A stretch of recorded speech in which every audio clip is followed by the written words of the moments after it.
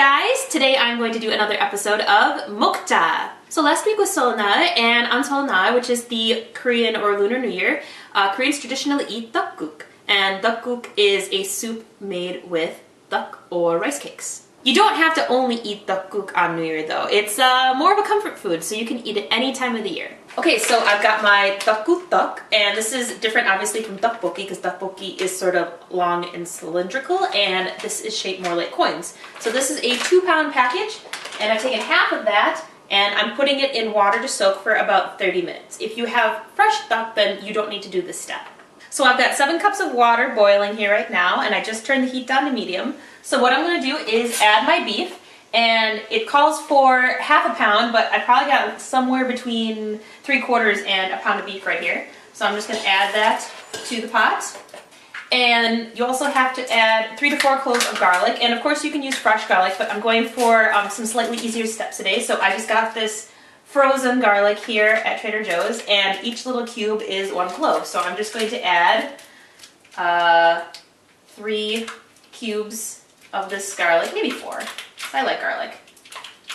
And then we're going to let all of that boil on medium heat for about 20 to 25 minutes. And now we're going to separate 2 eggs. We're going to separate the whites from the yolks. So what you have to do is, of course, crack the egg and then carefully peel it apart, because you're kind of going to go back and forth in the shell, and that'll help get the egg white to separate from the yolk. And this can take a little bit of time.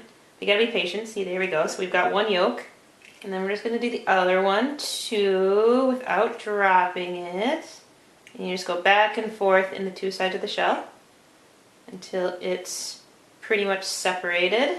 And then I'm just going to add a pinch of salt to each, the yolk and the white, and I'm going to take a fork and beat them together, get it all mixed up, and get the yolk all beat up.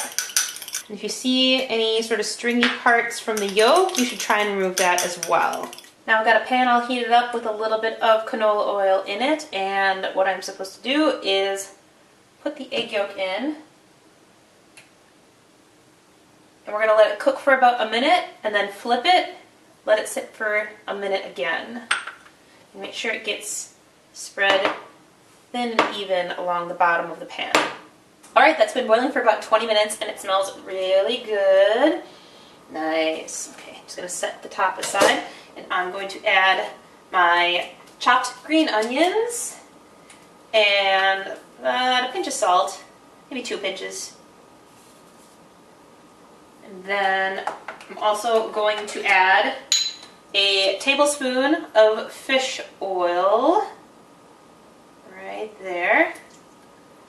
Get it in, and my stuff that I've drained now. I'm just going to get that in there. And all of this is going to be covered, and it's going to cook for about 7 to 8 more minutes until the duck are all floating on top. Okay, so this just shows you that you need to actually look at labels before you put stuff in. I just showed you that I was putting in fish sauce, but what I actually grabbed was the sesame oil, which would be fine if you needed a tablespoon of sesame oil, which is what I put in, but you don't. You need a teaspoon.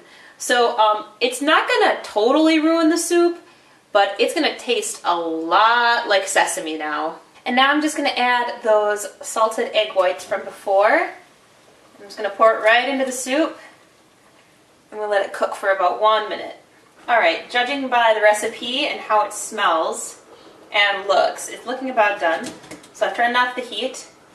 I'm just going to take it off the heat now. And I'm going to ladle some out. Okay, let's see what we got here. Make sure we get a little bit of everything. Some beef, some tteok. The broth looks really good. I've actually seen it when I got it in restaurants a bit more milky, but I mean, I feel as long as it tastes the same, looks don't matter too much. And a little bit of the egg whites in there. There we go.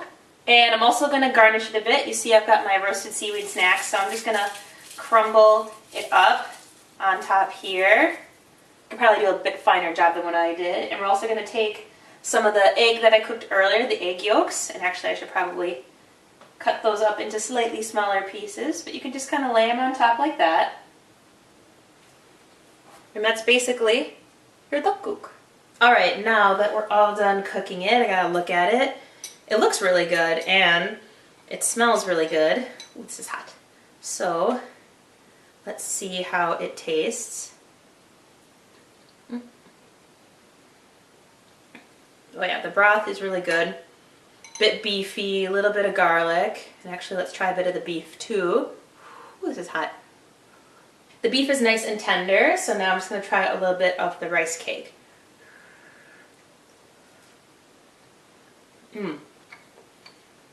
Nice. It's just chewy enough. It's got a little bit of resistance to it. You don't want to let it sit for too long because otherwise it's going to get soggy.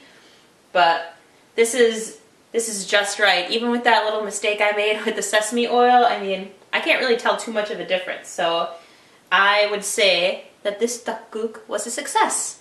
So I'd say this recipe was very good. I mean, it was pretty easy to follow. So I will leave the recipe link down below in the description box. So I hope that everybody who celebrates the Lunar New Year had a very nice one, and I will give you my New Year's greetings in Korean. 새해 복 많이 받으세요. So whether you celebrate the Lunar New Year or Chinese New Year or the Western New Year on January 1st, I hope everyone had a nice New Year. And is there a food or a dish for New Year's that you like to have? Please let me know down below in the comments, and I will see you next time.